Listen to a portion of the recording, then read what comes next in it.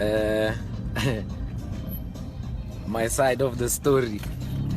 Okay.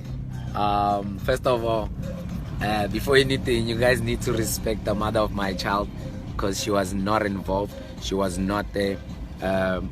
Please leave her name out because I was not seeing her. I was not in a relationship with her, and I was not seeing anyone at that time. Hence, I did what I did. Please respect the mother of my child.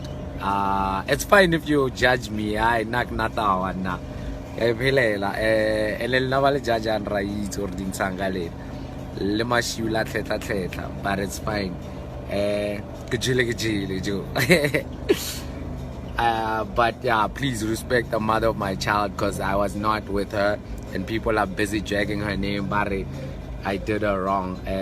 It's nothing like that. I was not with anyone, and yeah, man, it's fine if you judge. But I respect the mother of my child. And so what?